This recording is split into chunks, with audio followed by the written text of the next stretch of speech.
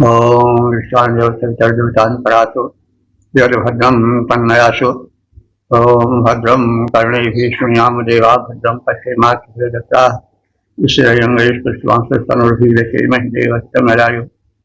ओम वेदप्रेमियों सुधी श्रोताओं संप्रति सवेद के दशम मंडल के 97वें सूक्त की व्याख्या में प्रवेश करने जा रहे हैं। इस सूक्त में 23 मंत्र है। मंत्र दृष्टा भिषक आथर्वण देवता औषधि समूह। इस सूक्त के प्रथम मंत्र का शीर्षक है औषधियों के उत्पत्ति स्थान। अब संबंधित मंत्र का सर्वप्रथम पाठ हो जाए। या औषधेः पूर्वा जाता देवेभ्यस्त्रियुगम् पुरा मनैन बभ्रोणा अहं शतं धामानि सप्त च।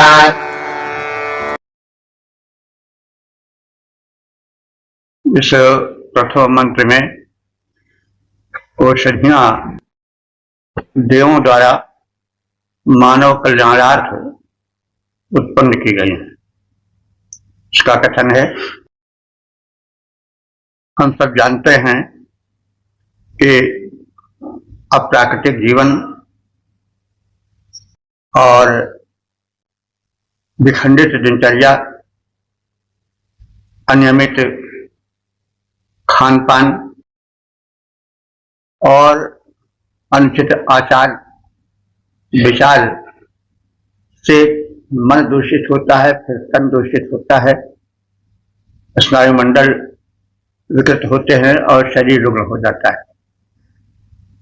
रुग्ण होने से रक्त संचार में बाधा होती है, ब्लड प्रेशर आदि बढ़ते हैं, शरीर में टॉक्सिन्स या दूषित पदार्थ नसों में भर जाते हैं, जिससे तरह तरह के रोग होते हैं और मानव का जीवन कष्टमय हो जाता है।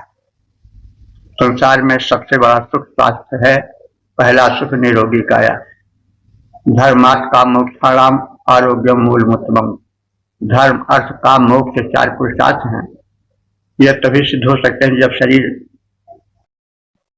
स्वस्थ हो और शरीर बाध्य सब होगा। तुलसीदास जी ने भी कहा है, संसार के सारे सुख भोग इस काम के, यदि शरीर रुग्ण रहा तो शरीर के रुग्ण होने पर औषधियों का महत्व है।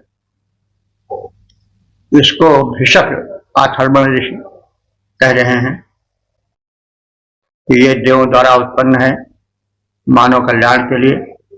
औषधियां जाती हैं जो तत्व कम हो जाते हैं शरीर में। तो रोग के कई कारण हैं, नियमित या पूर्ण आहार न होने के कारण तत्वों का अभाव हो जाता है शरीर में, जिनसे स्वास्थ्य रहता है। वे गुण या तत्व क्षीण होते हैं तो फिर रोग होता है। औषधियां क्या करती हैं कि उन क्षीण तत्वों की पूर्ति करती हैं और जो शरीर में विजातीय द्रव्य हैं उनको बाहर निकालती हैं, शरीर को स्वस्थ बनाती हैं। तो जैसा पहले कहते आ रहे हैं कि वेद जो हैं वो सीमित दृष्टिकोण को लेकर चलने वाले नहीं हैं। जीवन के प्रत्येक क्षेत्र का स्पर्श उनके द्वारा हुआ है। तो शरीर का स्वस्थ रहना कितना आवश्यक है कहने की आवश्यकता नहीं है। तो शरीर को स्वस्थ बनाए रखने के लिए दिव्य शक्तियों ने, देवताओं ने योजना की औषधियों की। वैदिक देवता कौन है? पृथ्वी, जल, वायु, मेघ, सूर्य, चंद्र आदि। तो इन्हीं के संयोग से धरती में जीवन है, तरह तरह की वनस्पतियां उगती हैं। तो वनस्पतियां भी मनुष्य या प्राणियों के वर्ग में आती है। मनुष्य सर्वोत्कृष्ट प्राणी है सृष्टि का, इसलिए औषधियां अपने को बलिदान कर देती है मनुष्यों के लिए। तो जो हमारे प्रति बलिदान कर रहा हो, अपने को गला दे रहा हो, खपा दे रहा हो, उसके प्रति हमारा भी कर्तव्य है। इसलिए ऋषियों ने उनको देवता माना है और स्तुति पूर्वक उनके ग्रहण करने की बातें कही हैं, उनसे प्रार्थनाएं की हैं। तो यह मानव का कर्तव्य है, क्योंकि वे भी हमारे ही वर्ग में आती हैं। जीवन अनंत है, जातियां अनंत हैं, उसी में मनुष्य भी एक जाति है और वनस्पतियां में प्राण होता है, ये भी एक जाति है। अब तो सिद्ध हो गया है विज्ञान द्वारा कि जो वनस्पतियां हैं, औषधियां हैं, को भी मनुष्य की तरह प्रसन्न होती हैं, खिन्न होती हैं, भयभीत होती हैं। तो इन सबके प्रति एक पूज्य भावना रखना आवश्यक है। वैसे वैदिक भावना तो जड़ चेतन सबके लिए आदर से युक्त है, लेकिन ये तो प्राणी वर्ग में आती हैं औषधियां, यह हमारी ही जाति की हैं, प्राणी हैं। अंतर है कि कोई जड़ है, कोई चेतन है, कोई किसी रूप में है, कोई किसी रूप में है, मनुष्य सबसे ऊपर है, यह बात अलग है। तो अब औषधियों के विषय में प्रकाश डाला जा रहा है कि औषधियां जो है देवों द्वारा मनुष्यों के हित में उत्पन्न की गई हैं, पूज्य हैं, समादरणीय हैं। पूर्वाह यह औषधि, पूर्वाह माने पूर्व काल में जो औषधियां पूरा पहले त्रिविक्रम जाता, तीनों युगों में उत्पन्न हुई। तीन युग कौन? सत्य युग, त्रेता युग, द्वापर युग। तो त्रिविक्रम जाता तीन युग क्यों कहा गया? क्यों? इन तीनों युगों में औषधियों में विशिष्ट शक्ति होती थी। यह जो कलयुग है, इसमें औषधियों की शक्ति क्षीण हो गई। ऐसा उल्लेख मिलता है कि महाभारत का युद्ध जब हो रहा था, 18 दिन चला वो, तो रोज शस्त्रास्त्रों से घायल होते थे योद्धा। उस समय बड़े बड़े पात्रों में औषधियों का घोल रहता था, उसमें घायल योद्धा बैठा दिए जाते थे और वे 12-14 घंटे में स्वस्थ हो जाते थे, फिर युद्ध के योग्य हो जाते थे, रण क्षेत्र में उतर पड़ते थे। तो ये औषधियों का गुण था। तो औषधियों का जो गुण है वो धीरे धीरे क्षीण होता गया। कलयुग में तो बहुत क्षीण हो गया है, नहीं तो फिर औषधियों के प्रयोग होने पर रोग ना जाए कोई संभावना ही नहीं। इसलिए त्रियुग कहा गया है। त्रियुगम जाता, तीनों युगों में सत्ययुग, त्रेता, द्वापर में औषधियां जो देवों द्वारा पैदा की गई उनमें विशिष्ट शक्तियां थीं, अथवा बसंत, वर्षा और शरद में इनकी उत्पत्तियां होती हैं। भिन्न भिन्न औषधियों के भिन्न भिन्न ऋतुओं में उनमें एक विशिष्ट शक्तिमत्ता आती है और ये बभ्रूणाम जब पक जाती हैं तो ब्रभ माने पिंगल वर्ण, कुछ पीलापन लेकर के ये दिखाई पड़ने लगती है। शतम सप्तचा धामानि, शतम माने 100 और सप्त माने 7, तो 107 धाम है, स्थान है इन औषधियों के उत्पन्न होने की, जिनके विषय में मंत्र दशारिश कह रहा है कि अहम मनो, अहम मनो माने मैं इनको जानता और मानता। इनके उत्पत्ति के 107 स्थान हैं जिनके विषय में मुझे परिज्ञान है। सृष्टि के आरंभ में 3 युगों, सत्ययुग, त्रेता और द्वापर युग अथवा बसंत, वर्षा और शरद, इन ऋतुओं में देवों द्वारा बनाई जाकर उत्पन्न हुई औषधियां हैं। वे सब पककर पीतवर्ण हो जाती हैं। उन औषधियों के 107 स्थानों में विद्यमान होने का मुझ ऋषि को ज्ञान है। सृष्टि के आदि काल में देवों द्वारा जो उत्पन्न हुई, सृष्टि के आदि काल में देवों द्वारा जो उत्पन्न हुई, वर्षा बसंत में और शरद में जो विधिवत संपन्न हुई, उन पककर पुष्ट हुई पीताभ, वे हुई अत्यधिक गुण की खान। 107 स्थानों पर उनके होने का हमें ज्ञान। ओम 10 97 2 देवता औषध समूह शीर्षक आरोग्य की कामना। अब संबंधित मंत्र का सर्वप्रथम सस्वर पाठ हो जाए।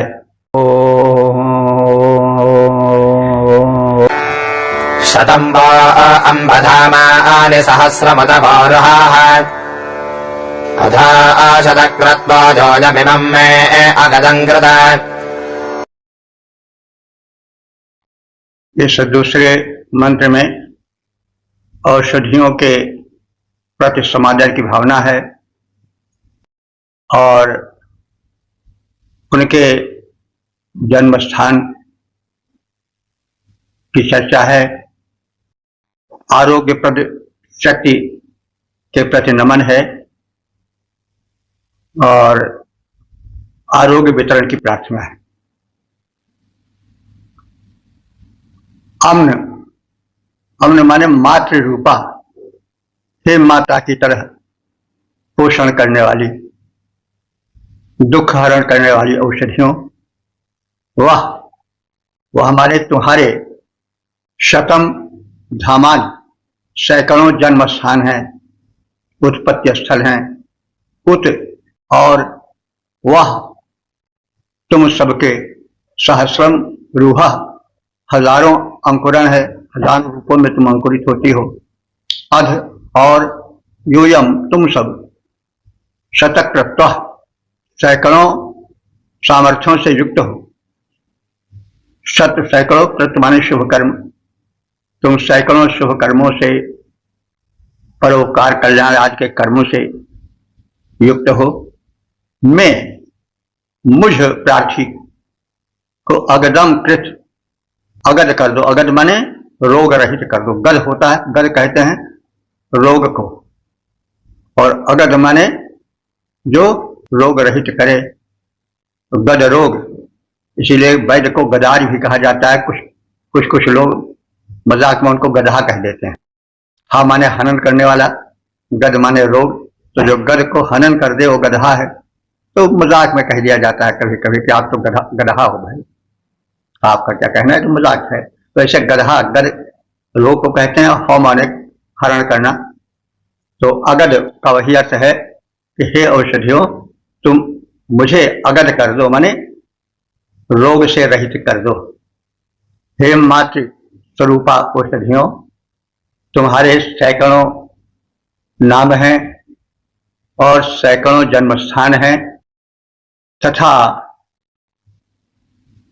तुम सहस्रों अंकुरों से युक्त हो। तुम्हारा अंकुरण विविध रूप में, व्यापक रूप में होता है। तुम्हारे भीतर सैकड़ों क्षमताएं हैं। हे औषधियों, तुम सब मुझे रोग रहित कर दो।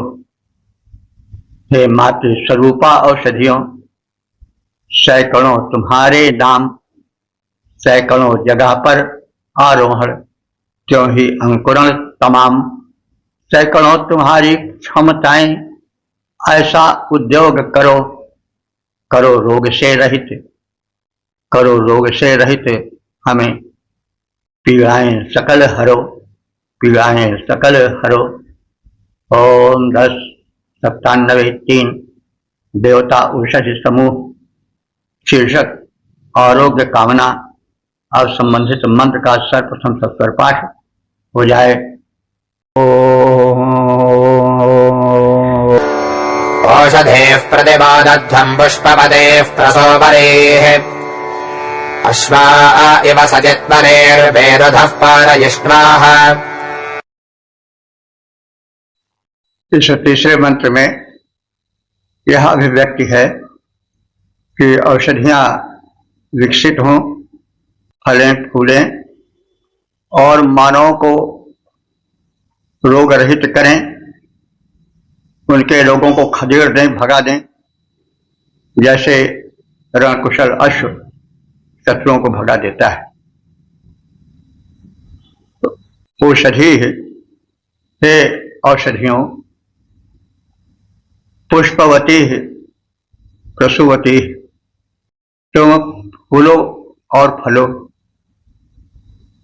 पुष्पित और फलित होकर के मोदध्वम स्वयं खिल जाओ, प्रसन्न हो जाओ और मनुष्यों को, रोगियों को प्रसन्न करो और रोगियों को और उनके रोगों को, खासतौर से उनके रोगों को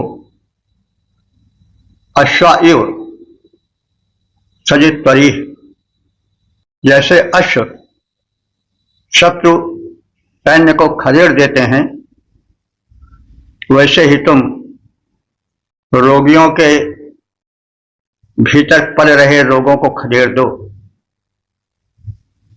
और रोगहारी बनो। रोग रूपी शत्रुओं पर विजय प्राप्त करने वाली हो जाओ। वीरुधा, हे रोग को रूठ देने वाली, रोग निवारणी औषधियों, पार ईश्वर, तुम हम सबको रोगों से पार ले जाओ, यानी रोगों से बहुत दूर कर दो, आरोग्य प्रदान करो। हे औषधियों, तुम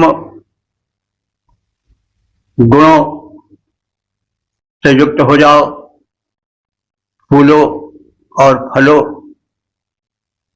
विकसित हो, रोगियों के रोग को हरण करो, उनको स्वस्थ बनाकर प्रसन्न करो।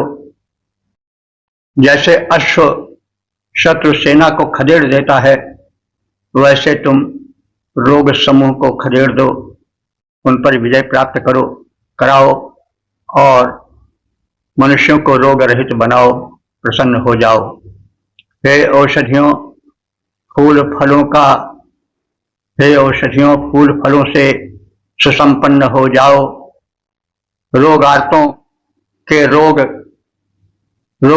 को रोग मुक्त कर उनको सुखी बनाओ। अश्व समान रोग सेना पर हमको विजय दिलाओ, दो पूरा आरोग्य, रोग से हमको पार लगाओ। ओम 10 97 4 देवता औषधि समूह शीर्षक मातृ रूपा औषधियां और वैद्यों के प्रति कृतज्ञता। अब संबंधित मंत्र का सर्वप्रथम सत्वर पाठ हो जाए।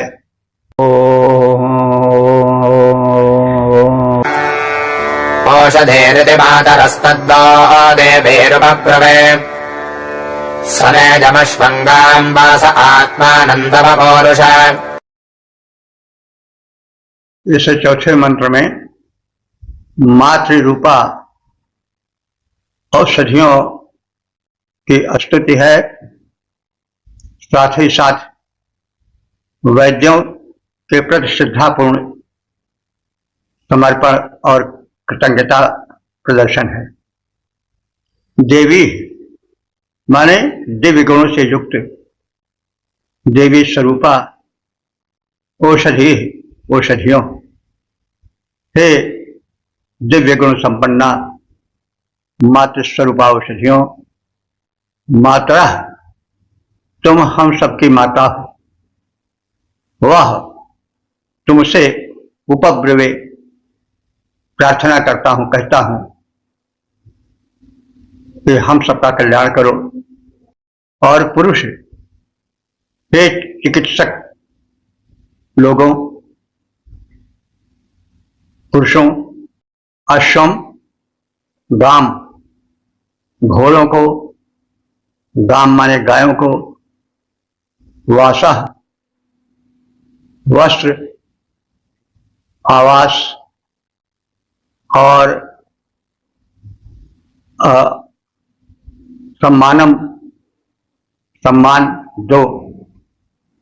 और कहा जा रहा है चिकित्सकों के प्रति, हे लोगों, तुम इन चिकित्सक लोगों को उनके स्वस्थ कर देने के उपकार के बदले उन्हें अश्व दो, गाय दो, वस्त्र दो, आवास यानी निवास स्थान दो, क्योंकि ये तुम्हारे हितकर हैं, तुम्हें स्वस्थ बनाए हैं। हे दिव्य औषधियों, तुम माता के समान पोषण प्रदायिनी हो और रक्षिका हो। तुम्हारे गुणों का हम सब गुणगान करते हैं, प्रशंसा करते हैं। चिकित्सकों, वैद्यों, मैं तुम्हारे प्रति कृतज्ञता प्रकट करता हूं। तुम्हें घोड़े, गाय, वस्त्र और स्वयं को भी तुम्हारे निमित्त अर्पित करता हूं, परम कृतज्ञता ज्ञापित करता हूं, क्योंकि तुम हमें संसार का सबसे बड़ा सुख, स्वास्थ्य प्रदान किए हो। हे औषधियों, तुम मातृ स्वरूपा पोषक हो।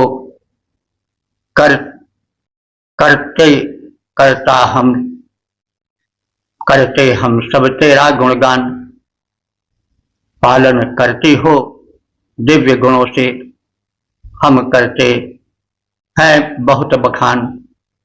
हे चिकित्सकों, तुमने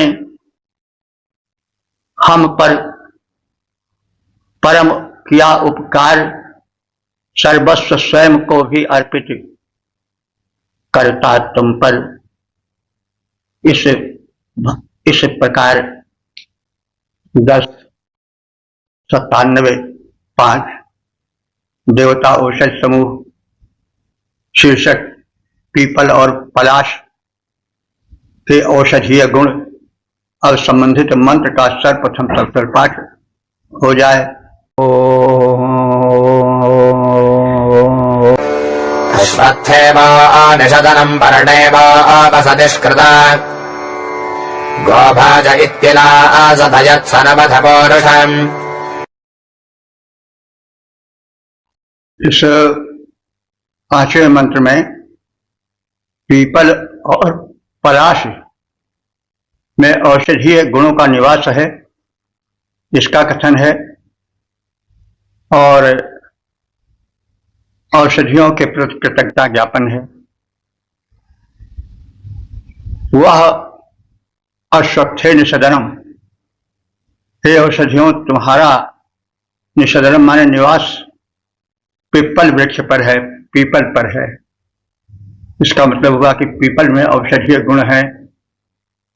पीपल की पूजा होती है, जिसकी पूजा होती है वह उसके गुणवत्ता के आधार पर ही होती है। तो पीपल में औषधीय गुण है।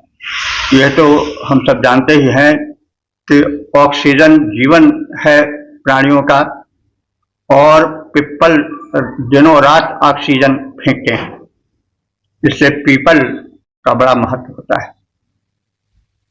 बस्ती में पीपल इसलिए नहीं लगाया जाता है कि उधार होता है, प्राय विद्युतपात हो जाता है, लेकिन हर एक गांव के बाहर पीपल जरूर रहता है। तो इसे औषधियों, अश्वत्थ कहते हैं पीपल को। अश्वत्थे निषदनम, तुम्हारा निवास पीपल वृक्ष पर है। पर्णे माने पलाश वृक्ष पर है। पलाश में भी औषधीय तत्व हैं। इन पर शोध की अधिक आवश्यकता है। हम लोग पलाश आदि के औषधीय गुणों से अपरिचित होते जा रहे हैं। वैसे पहले पलाश के पत्ते पर भोजन किया जाता था, वो बड़ा पवित्र माना जाता था। पत्तल दोनों आज बनते थे, अब तो सब बन कट गए हैं, लेकिन पलाश में भी औषधीय गुण है। अब इस पर विशेष सोच की आवश्यकता है। वसति कृता, तुमने निवास कथित वृक्षों पर बनाया है। गोभाजा असत, तुम गोभाजा माने इंद्रिय युक्त प्राणियों अर्थात जीवों का पोषण करते हो। पुरुषम समवत्स, तुम पुरुषों का संवर्धन करती हो। हे औषधियों, हम तुम्हारे कृतज्ञ हैं।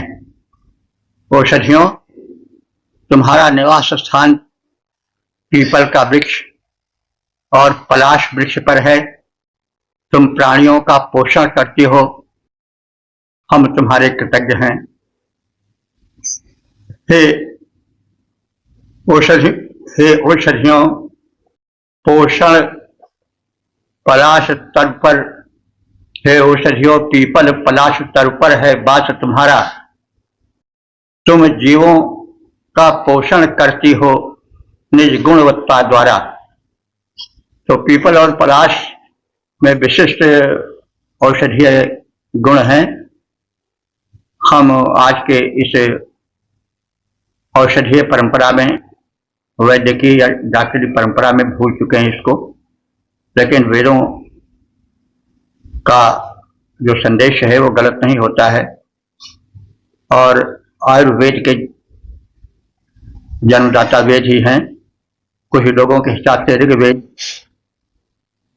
की आयुर्वेद का जन्मदाता है, यानी आयुर्वेद ऋग्वेद का उपवेद है, और कुछ लोग अथर्ववेद को आयुर्वेद का उपवेद मानते हैं।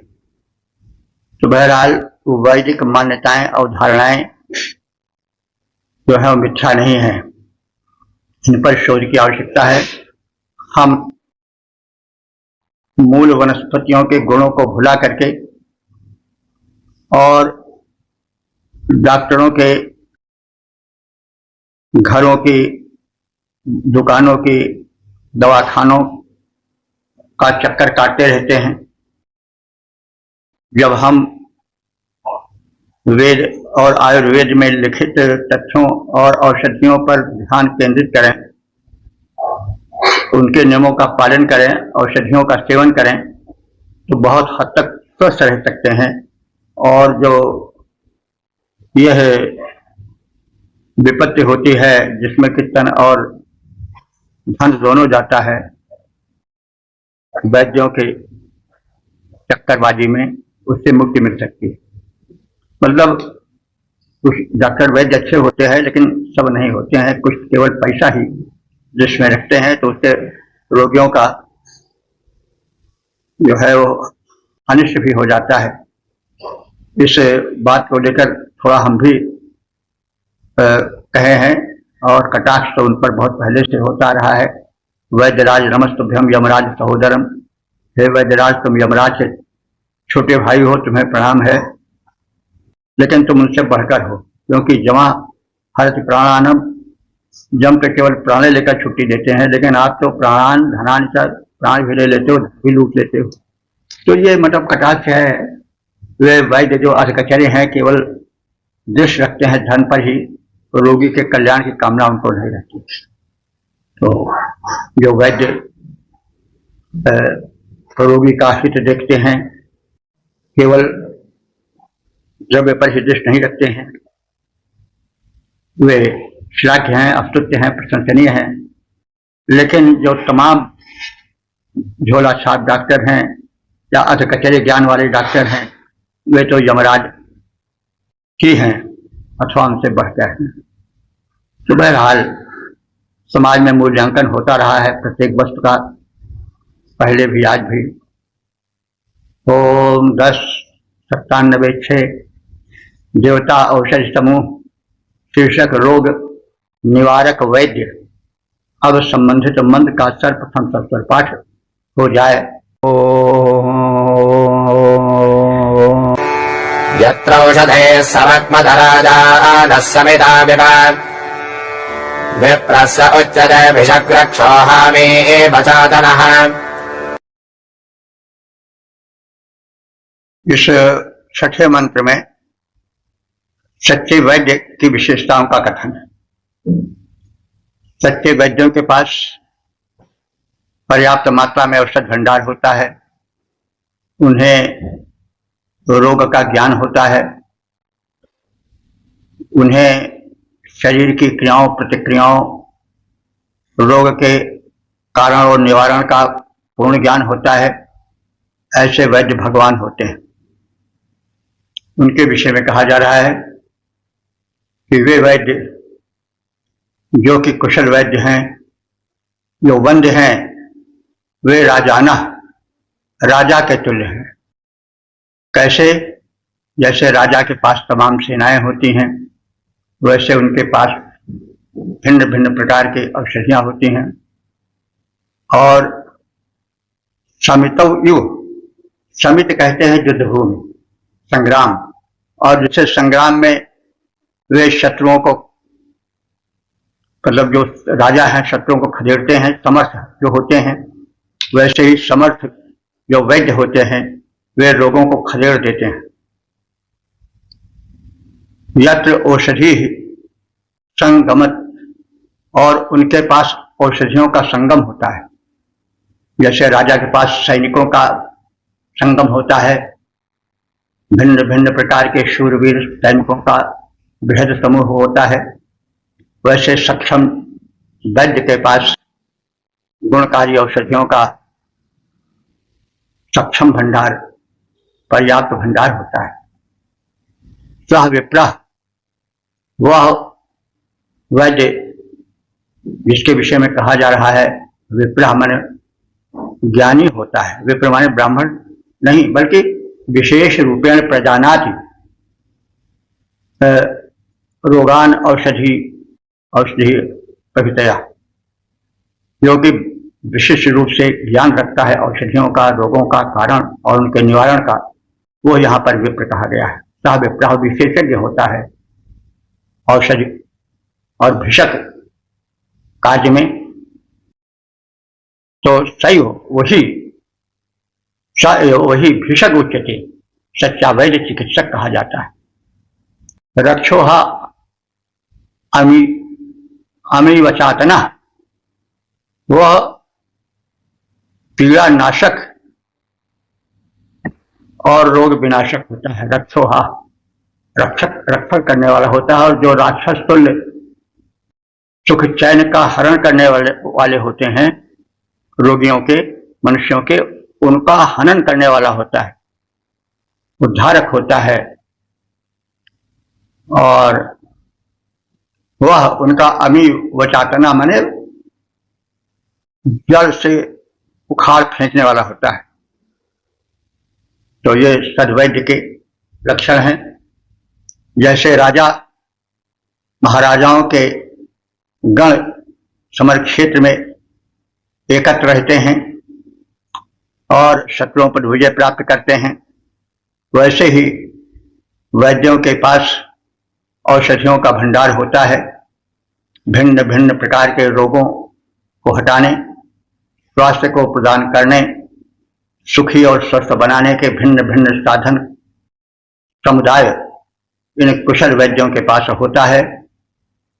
और वही ज्ञानी व्यक्ति चिकित्सक कहलाने योग्य है, चिकित्सक होने का अधिकारी है, और वही पीड़ाओं आदि व्याधियों का निवारण कर पाता है जिसमें कथित गुणों का निवास होता है। समर क्षेत्र में राजागण एकत्रित होते हैं, जैसे औषधियों के वृंद भवन में संचित रहते हैं, वैसे वैद्य के ज्ञानवान नर वही चिकित्सक सच्चा कहलाता है। व्याधि आदि व्याधि के वृंद निवारण करके जो सुख पाता है। और 1097 देवता औषधि समूह शीर्षक औषधियों के वर्ग अब संबंधित मंत्र का सर्वप्रथम सत्वर पाठ हो जाए।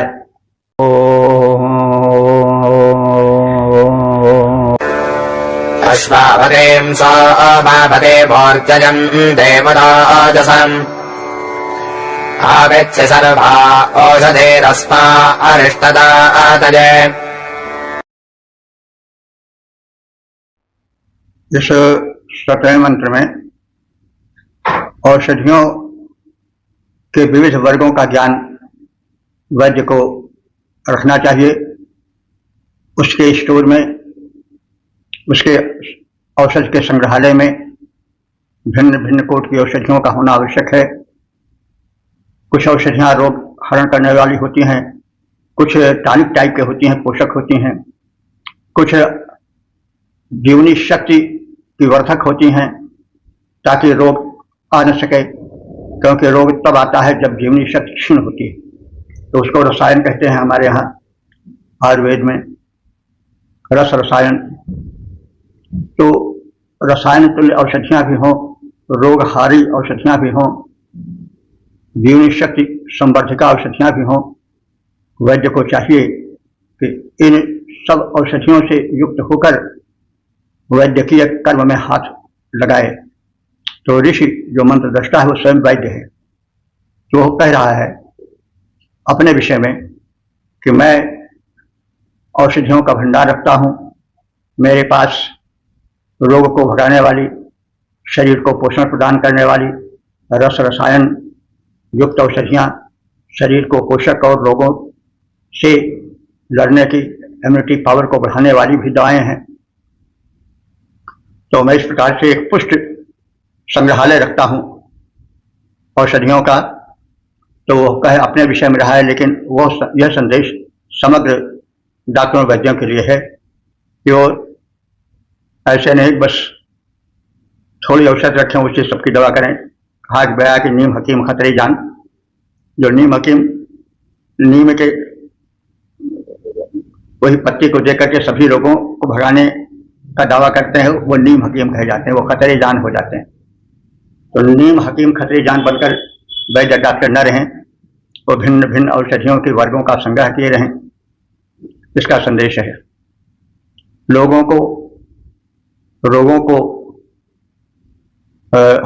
हटाने के लिए ऐसे वैद्यों के पास जाना चाहिए जो कि रोगों के दूर करने की औषधियाँ रखें और रसायन तुल्य औषधियाँ रखें, ऊर्जावर्धक औषधियाँ रखें। उसी विषय में कहा जा रहा है कि अश्वावतीम सोमवतीम उदयंतीम उदोजसम, यानी मैं वैद्य अश्वावती, सोमवती, उदयंती और उदोजस प्रकृति की औषधियों का भंडार रखता हूँ। अब इसके भीतर वही अश्ववती हो सकता है, अश्वगंधा के लिए कहा गया हो, और सोमवती है तो कोई सोम माने सौम्यता लाने वाली, यानी ये जो टॉनिक टाइप की औषधियाँ हैं उनकी ओर संकेत है। सोमावती ऊर्जयंती, जो ऊर्जा पैदा करें, जो ऊर्जा तेज पैदा करें। तो यानी वैद्य के पास जो है वो रोगों को मार भगाने वाली दवा तो होनी ही चाहिए, साथ ही साथ सौम्यता बढ़ाने वाली, ऊर्जा बढ़ाने वाली, ऊर्जा तेज बढ़ाने वाली टॉनिक टाइप की रस रसायन प्राकृतिक औषधियों का भंडार भी होना चाहिए। सर्वा औषधि अस्मयी आयुष्यतातये, अन्य सब औषधियों को निरोग रखने के क्रम में मैं उनको संचित रखता हूँ। लोगों के रोगों को दूर करने के लिए मैं वैद्य अश्ववती, सोमवती, ऊर्जवंती, उदोजस यानी ओजस्विता उत्पन्न करने वाली पोषक टॉनिक टाइप की औषधियों को भी रखता हूँ। उनका भंडारण हमारे पास है और सभी प्रकार के औषधियों के विषय में मैं अध्ययन करके उनके तत्व को जानता हूँ और उनको अपने औषध भंडार में रखता हूँ। तो ये ऋषि कह रहा है अपने लिए, लेकिन ये संदेश सबके लिए। लोगों को निरोग कर सकूं, ओज तेज बल भरू महान, लोगों को निरोग कर सकूं, ओज तेज बल भरू महान, स्वस्थ शांत ऊर्जस्वल करने वाली औषधियों का हमको ज्ञान। तो ऋग्वेद युगीन औषधि ज्ञान समृद्ध था। निरोग बनाने वाली, रोग हरण करने वाली औषधियों का उन्हें पूर्ण ज्ञान था। बल वीर बढ़ाने वाली टॉनिक टाइप की औषधियों का, वाजीकरण वर्ग की, वाजीकरण वर्ग माने जो बल वीर बढ़ावे, जो वाजीकरण वर्ग की औषधियों, रसायन वर्गीय औषधियों का उन्हें पूर्ण ज्ञान था। और उनका यह संदेश है कि एक सफल चिकित्सक को इन सब औषधियों का ज्ञान होना चाहिए, उसके पास उनका भंडारण होना चाहिए। ओम 10 47 60 देवता औषधि समूह शीर्षक स्वास्थ्य प्रदायिका औषधियां। अब संबंधित मंत्र का सर्वप्रथम सत्सर पाठ हो जाए।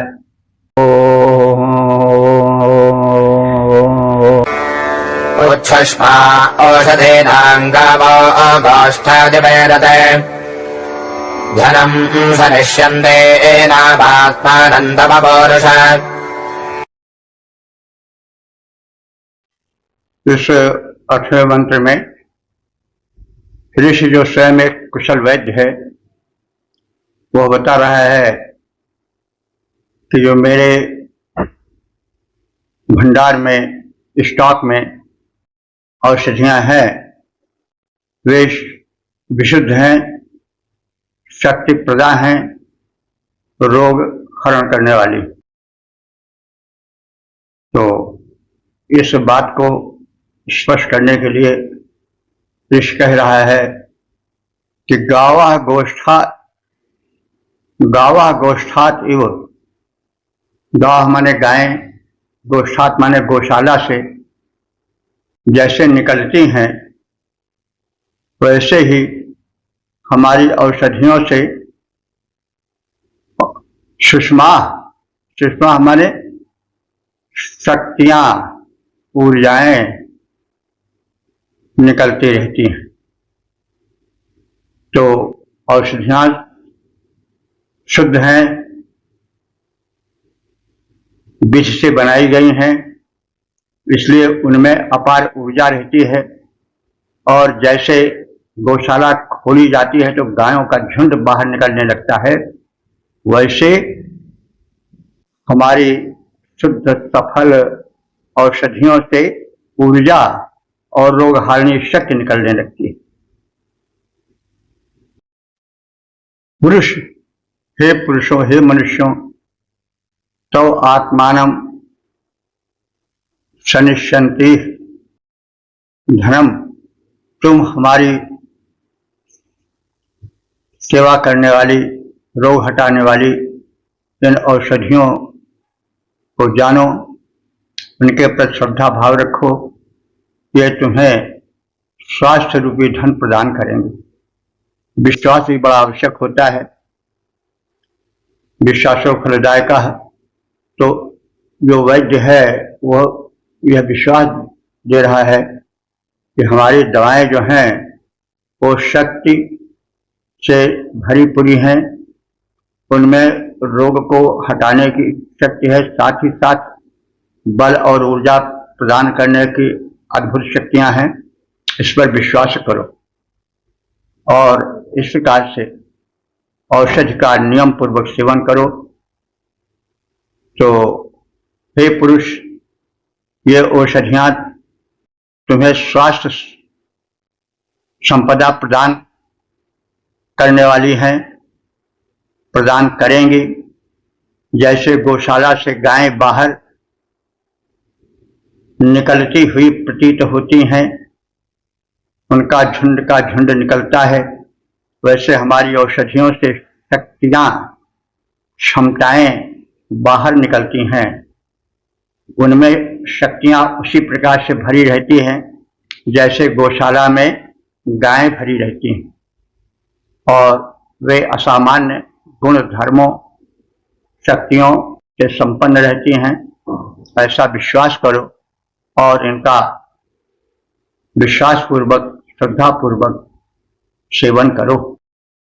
तुम स्वस्थ होगे, तुम्हें स्वास्थ्य का धन प्राप्त होगा। हे पुरुषों, इन औषधियों से स्वास्थ्य निकल आता वैसे, हे पुरुषों, इन औषधियों से स्वास्थ्य निकल कर आता वैसे गौशाला से बाहर गायें निकला करती हैं। जैसे ये औषधियाँ स्वयं सक्षम हैं और सकल बल की हैं खान, तुम्हें करेंगी बल वैभव और स्वास्थ्य संपदा सकल प्रदान। ओम 10, 97, 9 देवता औषधि समूह शीर्षक चोदक औषधियाँ और संबंधित मंत्र का सर्वप्रथम सस्वर पाठ हो जाए।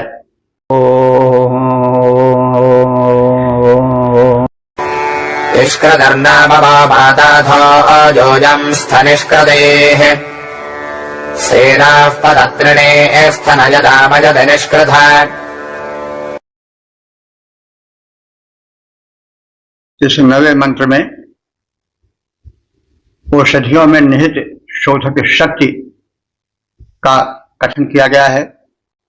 साथ ही साथ यह सम्मति दी गई है कि जो वैद्य है, चिकित्सक है, वह औषधियों के प्रति सद्भावना रखे, सम्मान की भावना रखे, पूज्य भावना रखे। उसी प्रकार से जो औषधि का सेवन करता है वो भी औषधियों के प्रति एक समादर की भावना रखे, एक पूज्य देवी देवता वाली भावना रखे। ये जो मानसिक शक्ति है यह स्वयं एक चिकित्सा है, क्योंकि मनोविज्ञान का, मनोयोग का बड़ा बल होता है। विश्वासो फलदायक।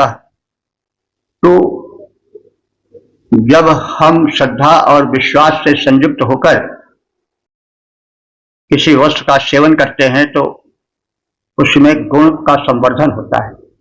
तो यह बात दोनों में होनी चाहिए, यानी वैद्य भी उन औषधियों के प्रति पूज्य भावना रखे, रोगी को देते समय उनकी महत्ता को ध्यान में रखकर उनके प्रति पूज्य भावना रखते हुए रोगी को उन्हें सौंपे।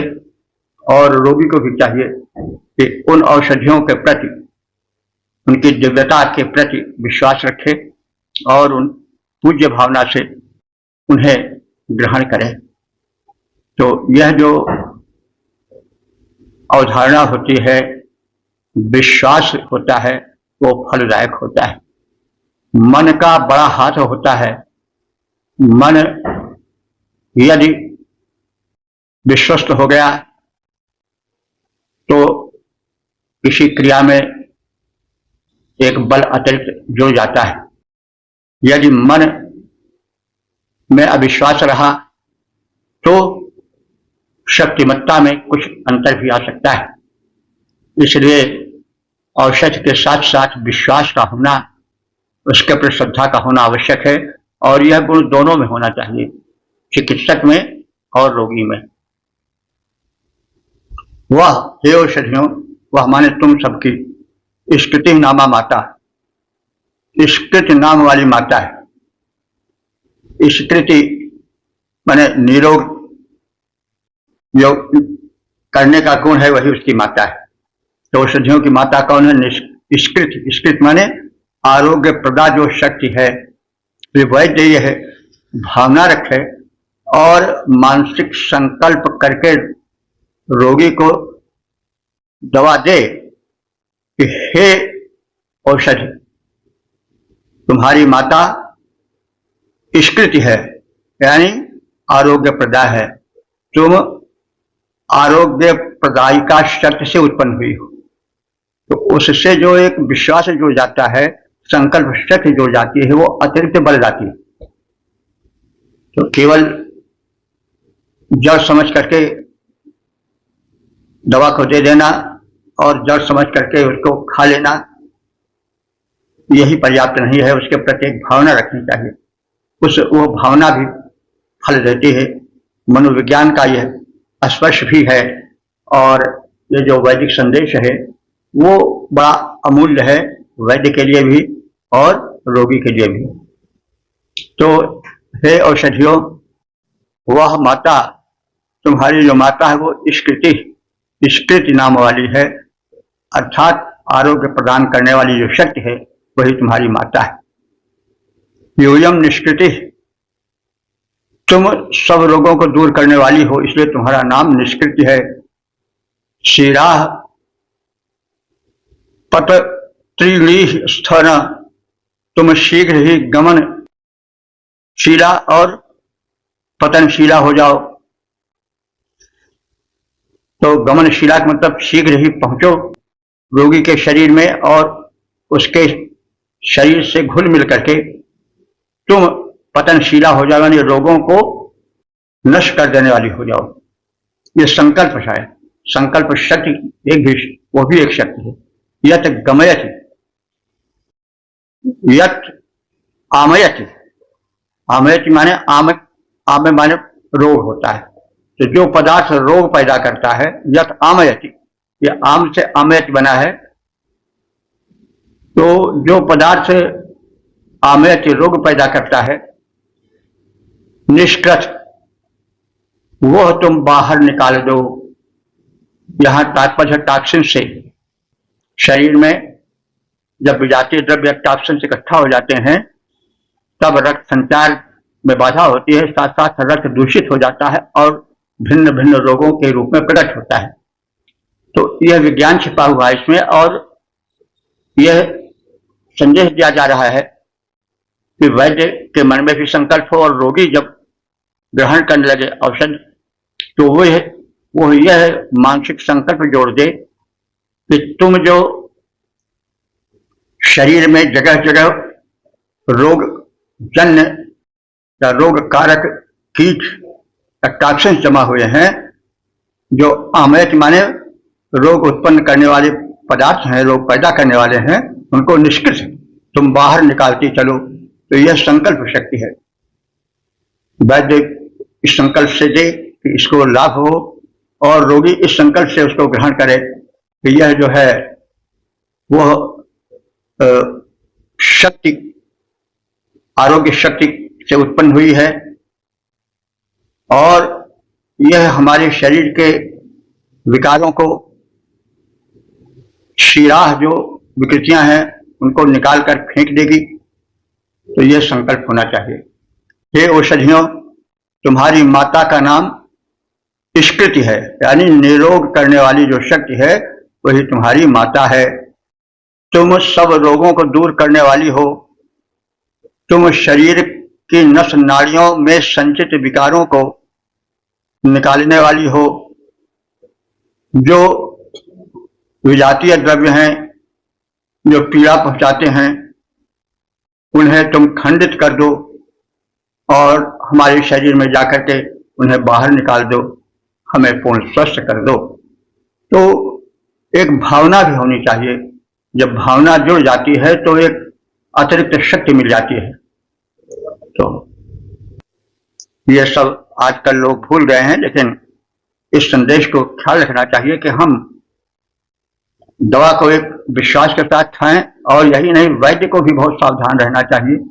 वो दवा दे, साथ साथ उसके हृदय में यह भावना हो कि यह जाकर रोगी को स्वस्थ करे और साथ साथ उसके संचित विकारों को बाहर करे। आज तो इतनी भीड़ रहती है, फुर्सत नहीं रहती है लोगों को सोचने की, जल्दी से मशीन की तरह लिखे और गए। तो इसलिए थोड़ी देर के लिए रोग दूर दिखाई पड़ता, बाद में फिर छा जाता है। बहरहाल यह एक सत्य है, वैदिक संदेश है कि हम जब किसी वस्तु के साथ श्रद्धा जोड़ देते हैं, विश्वास जोड़ देते हैं, तो उसमें अतिरिक्त बल आ जाता है। तो यह औषधि देने और लेने वैद्य और रोगी के दोनों से संबंधित सत्य है। उसमें मानसिकता और मनोवैज्ञानिकता का योग हो जाने से चिकित्सीय शक्ति अधिक सक्षम और सबल हो जाती। तो ये औषधियों निरोग बनाने वाली स्कृति नाम तुम्हारा रोगों को दूर भगाती हो। शोधन होता तेरे द्वारा, स्नायु मध्य संचार करो, जो भी विकार पाए प्रसार। स्नायु मध्य संचार करो, जो भी विकार पाए प्रसार, उनसे सब उन सबको कर दो बाहर निकाल, आरोग्य हमें दो। इस प्रकार ओम 10 97 10 देवता औषधि समूह शीर्षक रोग हारिणी औषधियां। अब संबंधित मंत्र का सर्वप्रथम सस्वर पाठ हो जाए। हरे विश्वाः परिष्ठास्तेन इव व्रजमक्रमः औषधेः प्राचुच्च पर्यत्यञ्च तन्वो औरवाः।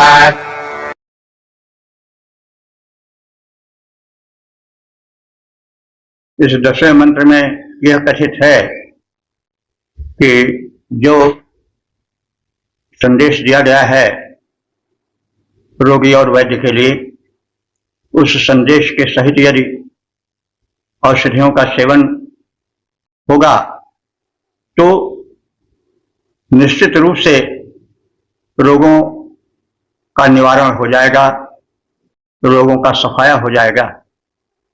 इसके लिए कहा जा रहा है, उपमा दी जा रही है कि अस्तेना इव ब्रजम। अस्तेन कहते हैं डकैत चोर को, ब्रज कहते हैं गायों के बाड़े को। तो जैसे चोर या डकैत लुटेरे गायों के बाड़े पर धावा बोलते हैं और गायों को लेकर रफू चक्कर हो जाते हैं, वैसे ही विश्व माने समस्त रोग जो हैं अत्यक्रमित विधिवत प्रदत्त औषधि के सेवन से दूर हो जाते हैं। औषधियां ब्रजम अति अक्रमोह रोग समूह पर धावा बोलती हैं। ब्रज माने होता है बाड़ा, तो यहाँ ब्रज रोगों के बाड़े, यानी शरीर भी तो रोगालय है, शरीरम व्याधि मंदिरम। तो शरीर के बारे से जब एक कुशल वैद्य, एक कुशल चिकित्सक दवा सोच विचार करके देता है और एक भावना के सहित देता है और एक भावना के सहित रोगी उसको ग्रहण करता है, तो रोग वैसे ही भाग जाते हैं, रोग वैसे ही उस दवा के द्वारा निकाल दिए जाते हैं जैसे चोर धावा बोलते हैं गायों के बाड़े पर और गायों को भगा ले जाते हैं। और उसी प्रकार से औषधियां जो हैं वो ब्रज माने जो रोगों का बाड़ा है शरीर, उससे अत्यक्रम रोग समूह को धावा बोलकर निकाल देती हैं, बरबस उनको बाहर कर देती हैं, शरीर को स्वस्थ कर देती हैं, रोग को बरबस मिटा देती हैं। परिष्ठा माने देह में सर्वत्र चारों ओर से स्थित विद्यमान यत किंच जो कुछ भी रोग हैं, तन्वाह रपा शरीर को कष्ट प्रदान करने वाले हैं, वे सब शरीर के कष्ट देने वाले रोग प्राचुच्य देह से दूर हो जाते हैं। जैसे चोर गायों के बाड़े पर आक्रमण करते हैं, वैसे ही गुणपूर्ण औषधियां रोग समूह पर धावा बोलती हैं और उन्हें बाहर भगा देती हैं। शरीर के समस्त विकारों को अपनी आरोग्य शक्ति से यह सेवित विधिवत सेवित औषधियां बाहर कर देती हैं और शरीर को पूर्ण आरोग्य प्रदान करती हैं। गायों के बाड़े पर तस्कर टूट पड़ा करते जैसे, गायों के बाड़े पर तस्कर हैं टूट पड़ा करते जैसे रोग समूहों पर औषधियां हमला करती हैं, वैसे तन के भीतर जितने रोगों दोषों का रहता है उछाल आरोग्य विवर्धक औषधियां देती उनको बाहर निकाल। 10 97 11 देवता औषध समूह शीर्षक त्वरित प्रभावी औषधियां। अब संबंधित मंत्र का सर्वप्रथम सस्वर पाठ हो जाए।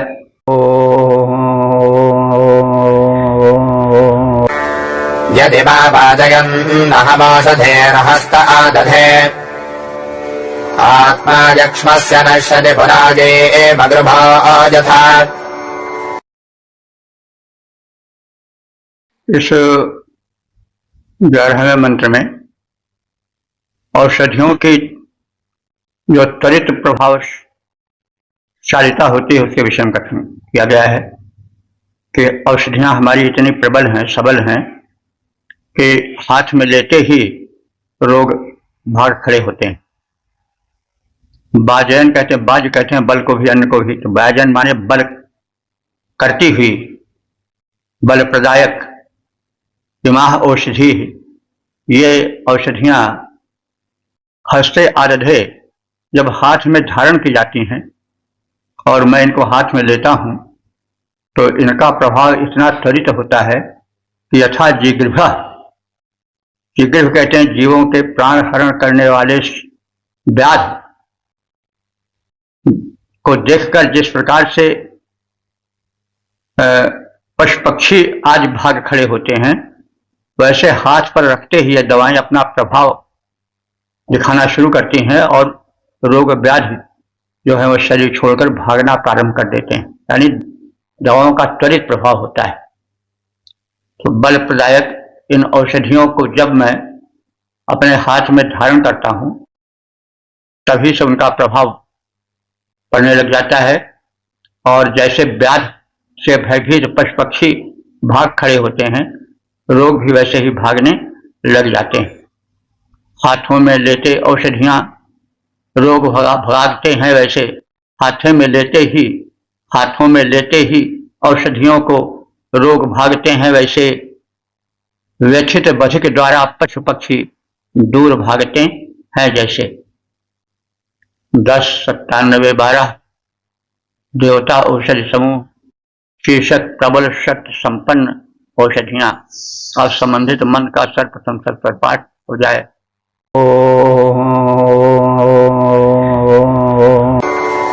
यस्य ओषधेः प्रसर्पथाङ्गमङ्गम् परस्परः ततो यक्ष्मम् विवादध्व उग्रो मध्यमशेरिव। इस 12वें मंत्र में औषधियों की प्रबल रोग नाशक शक्ति का कथन है। उन्हें संबोधित करते हुए कहा जा रहा है कि हे औषधियों, सेवनोपरांत जब रोगी के अंग प्रत्यंग में तुम्हारा प्रभाव पचकर शरीर में फैल जाता है, तब जो रोग है वे भागना शुरू हो जाते हैं। और जैसे वीर पुरुष कायरों को भगा देता है, वैसे रोगों को यह सशक्त औषधियां भगा देती हैं।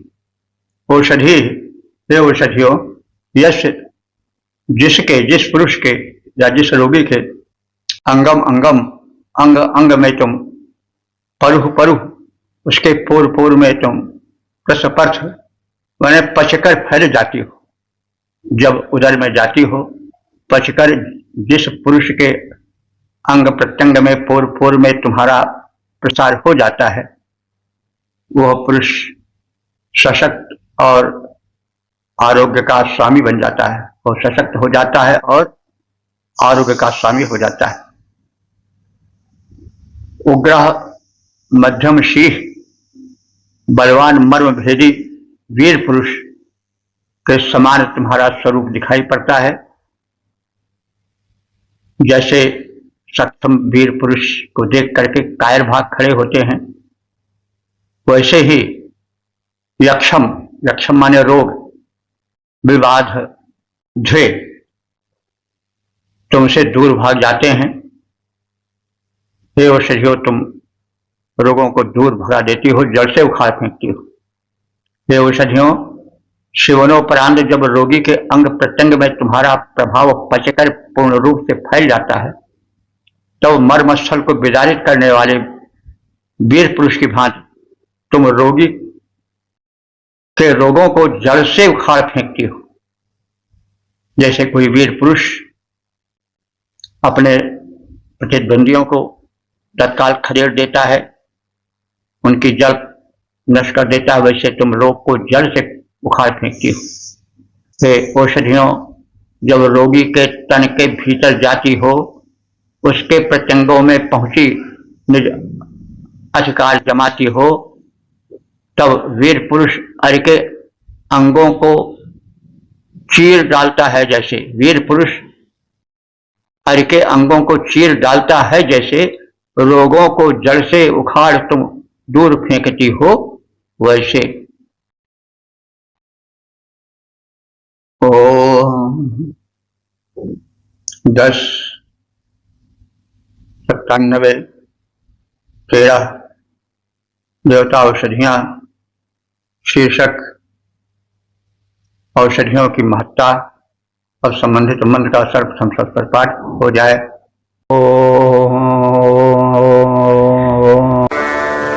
साकं यक्ष्म प्रवददाशेण किकिदेविना साकं वादस्य ध्वाज्या साकन्नस्य निहाकजात्। इस 13वें मंत्र में औषधि सेवन के पश्चात आत्मनिर्देश देता है रोगी कि मैंने इस सशक्त औषध सेवन कर लिया है। हे रोगो, अब तुम्हें हमारे शरीर को छोड़कर जाना ही पड़ेगा। और यक्ष्म, हे रोग, चाषेण, चाष कहते हैं नीलकंठ पक्षी को। जैसे नीलकंठ पक्षी उड़ जाता है वैसे तुम उड़ जाओ, हमारे शरीर को छोड़कर भग जाओ। किकीदी विना, जैसे शेन पक्षी, बाज पक्षी वेग से उड़ जाता है वैसे तुम हमारे शरीर को छोड़कर वेग से भाग जाओ, उड़ जाओ। साकम प्रपत, और सवेग उड़ जाओ, विलंब मत लगाओ। वातस्य ध्राज्या साकम नश्य, वायु वेग के साथ तुम शरीर को छोड़कर बाहर चली जाओ। और हे रोगों, निहाकया साकम नश्य, निहाकया कहते हैं गोह। जैसे गोह छिप जाता है मनुष्यों की आहट पा करके, वैसे तुम दवा औषधियों के संसर्ग से अब शरीर में रहो नहीं, शरीर को छोड़कर लुप्त हो जाओ। कैसे? जैसे गोह जो एक होता है जिसको गोहटा कहते हैं, रेंगने वाला एक प्राणी होता है, वह जैसे मनुष्यों की आहट पा करके भग जाता है, वैसे ही तुम हमारे शरीर को छोड़कर लुप्त हो जाओ, छिप जाओ। अब तुम्हें हमारे शरीर में स्थान नहीं मिल सकता है। तो नीलकंठ पक्षी और बाज पक्षी जैसे सवेग उड़कर दूर चले जाते हैं, हे हमारे शरीर के रोगों, तुम भी वैसे उड़कर शीघ्रता से हमारे शरीर को छोड़कर चले जाओ। वायु वेग से शरीर को छोड़कर भाग जाओ। जैसे गोधा, गोह जो छिपकली जात का एक बड़ा सा रेंगने वाला प्राणी होता है, तो जैसे गोधा, गोह मनुष्यों की आहट पा करके ओझल हो जाता है, वैसे तुम भी औषधियों के प्रहार से, उनके आहट से, उनके प्रवेश से शरीर को छोड़कर छूमंतर हो जाओ। नीलकंठ और शेन वेग से उड़ जाया करते, जैसे शेन बाज पक्षी कहते हैं, नीलकंठी और शेन वेग से उड़ जाया करते जैसे। हे रोगों, तन को तज कर तुम सब भी उड़ जाओ वैसे। वायु वेग से भगो, वायु वेग से भगो, छिपो जा कहीं गोथ ही के समान। हे रोगों, तन को त्यागो, औषधियों का बल है अति महान।